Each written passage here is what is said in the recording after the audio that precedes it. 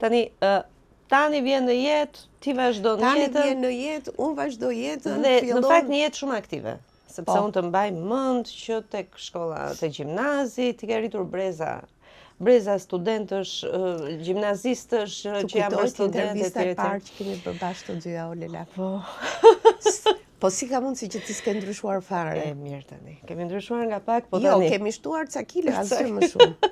Tani, unë doja të mbetem në një moment tjetër. Ti je një njeri me energji.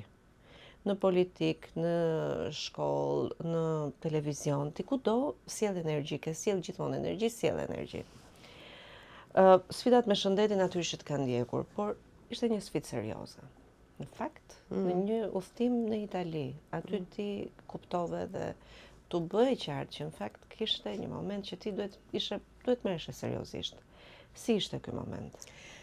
Një nga problemet më të mëdha që kam unë me familjarët e mi është që ata më thonë ti ke një problem të madh, ti nuk e afron fare të keqen dhe nuk merresh fare me shëndetin. Megjithë që miqtë e mi më të mirë janë mjekët dhe unë i kam xhan dhe i dua fort, kur vjen puna që të shkoj ke ata si paciente, nuk i dua hiç. Sepse nuk e pranoj të keqen. Mundohem ta largoj me mjete alternative. Më ka lodhur medikamentet dhe më ka lodhur historitë e gjata të smundjeve. Ndoshta kjo ka qenë dhe arsye se kur kam filluar për herë të parë punën time, si redaktore në Shtëpinë Botuset e Nëndori, kalova të gjithë parimet e mjekësisë së përgjithshme, që janë rreth 14 volume, dhe në një mënyrë apo në një tjetër bëra një çerek mjeke në mënyrë modeste, sepse lexova gjithçka dhe kuptova që qenia njerëzore është e përbërë nga dy elementë, nga elementi energji dhe nga elementi kimi. Këto të dyja vendosin gjithë ekuilibrat e jetës. Por nuk bëja këtë lloj filozofie që po bëj tani me ty, se tani jam maturuar e kam kaluar më shumë se gjysmë shekulli. Në këtë moment, në momentin kur unë po merresha jo me karrierën time, po me investimin tim që nuk e dija po quhej karrierë, por që po më erdhi ashtu natyrshëm, më erdhën natyrshëm të gjithë gjërat. Në një moment të caktuar duhet të shkoja në një konferencë në Itali. Çfarë viti? Ishte viti 2007. Dhe nisem atje për të shkuar, në atë periudhë ka qenë ministri i shëndetësisë Narndoka. Për të shkuar, po ndërkohë atë periudhë kisha marrë një shëndet enorme, që thonë italianët. Nuk e kuptoja pse isha bërë aq bullafiqe, aq sa kur lexojnë ndonjëherë këto rrjetet sociale që marrin këto inatet me politikën, më vinin ca epitete, kjo më fal, bë ashtu, kjo shik kështu, kjo, edhe thoja që sa mirë kur të shajnë se nxjerrin dufin e tyre dhe unë e quaja veten si ato personazhet, për shembull, e di çfarë bëjnë japonezët, japonezët në fund të vitit marrin ca njerëz që nuk i duajnë dhe shkojnë, ju gjuajnë, i fajnë, i bëjnë në një dhomë, siç kemi ne këtu, dhe nxjerrin gjithë energjinë e keqe, shpëtojnë dhe gjithë vitin shkojnë mirë. Dhe megjithëse ndonjëherë më dhimbte në fakt, e kuptoja që kishe një të drejtë sepse unë kisha kaluar për masat, isha bërë ekstra larg. Dhe ti nuk po e kuptoje pse vinte kjo gjëra, nuk e kuptoja pse po më vinte. Ti filloje jo me dieta, me gjëra. Fare as me dieta, as me gjithë se s'kisha kohë për dieta. Pra unë punoja 24 pa 24, ndërkohë që jetoja me prindrit e bashortit, ndërkohë që prindrit jo të gjithë, mamaja e bashortit nuk ishte mirë, pra ndërkohë duhet bëja dhe punët e shtëpisë, duhet bëja dhe të mbaja dhe ekonominë e familjes, duhet shkoja të bëja dhe politikën, duhet shkoja të bëja dhe të gjitha gjërat, dhe duhet shkoja dhe jashtë, dhe duhet shkoja në një konferencë të flisja për suksesin e Shqipërisë. Atë ditë që shkoj në Itali, ndjej në hotel që nuk isha mirë. Më plasin ca të vjedha, më çojnë në pronto soccorso. Shkoj në pronto soccorso. Në urgjencë. Në urgjencë. Shkoj në urgjencë, po pa kuptuar gjë, isha vetëm dhe një përfaqësues tjetër, pra ishim dy nga Shqipëria. Me vrap vjen ambasadori atëre i jonë aty. Më shtojnë ata mjekut u alarmuan shumë se parametrat ishin shumë keq, tha nuk do ta nxjerrim, më mbajtën 2 javë aty, filluan antibiotik dhe më futën ke spitali, ke reparti që diagnostikoheshin me kancer.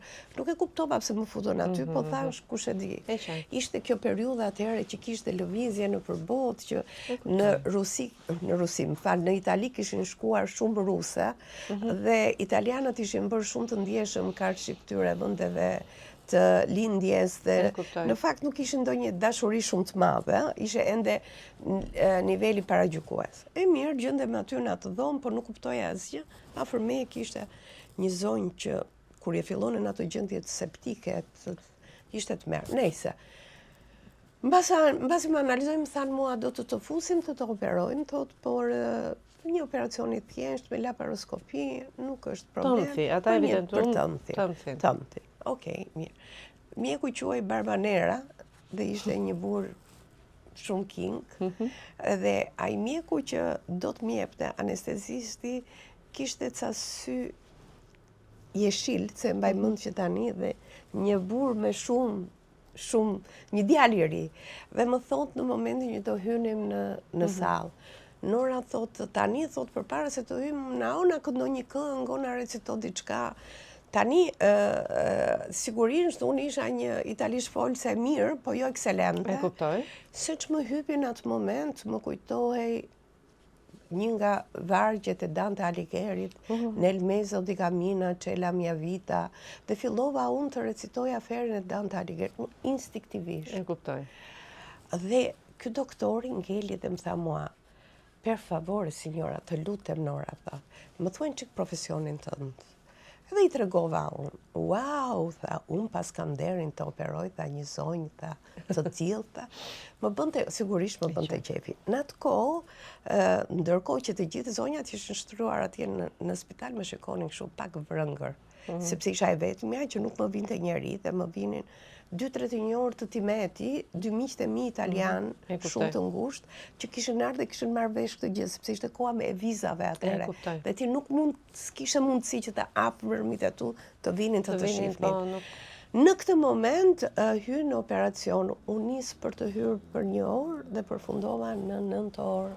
Po përpara se të hyja, më kujtohet që i them këtij Mikeles, djalit. Anestezistit. Dëgjoj Mikele, ti ke një detyrë të më japësh anestezin dhe të më zgjosh, se unë duhet të shkoj në Shqipëri, se kam një djalë për të rritur. Ai më thotë që, Nora, ti do bësh aq mirë, thotë, sepse gjëja jote është asgjë. Edhe teksa filloi faza e marrjes së anestezisë dhe më kujtohen, më kishin vënë në sallë tingujt e muzikës së Vivaldit. Sepse i them atij mjekut që, se më thot cili është hobi yt. Hobi im, i them, ka qenë pianoja. Unë kam bërë 8 vjet piano, po më vjen shumë inat që nuk e mbarova dot, se do isha bërë një pianiste shumë e mirë. Gjithmonë duke bërë humor, sepse kur ti shkon pranë vuajtjes tënde fundore, ti e bën humorin e zi, duke menduar që ti do t'i japësh vetes forcë. Po pa logjikuar dhe pa bërë shumë filozofi për jetën, ti e prek dhe kupton që ashtu si plaga që ta hapet dhe ke këtu, edhe kur mbyllet ajo cikatricen për të kujtuar që mos haro, se jeta është shumë e çmuar dhe kujtoje veten, shikoje veten dhe kuptoje se sa me fatje. E teksa fillova të marrja anestezin, më kujtohet Mirela, këtë dua të ndaj me ty e ndaj për herë të parë, filloi vetja ime të më bëj në 27 nora. Më duke sikur po futesha në një tunel, po tuneli ishte i thellë, i zi, i thellë, dhe njëra nori thoshte hëmbau, tjetra nor thoshte pritse dhe pak, tjetra nor pirse dhe pak, dhe shkoja thellë, derisa paç vetëm një pikë, dhe pika ishte një dritë si xixëllim, po nuk kishte lidhje me dritën. Aty u fika.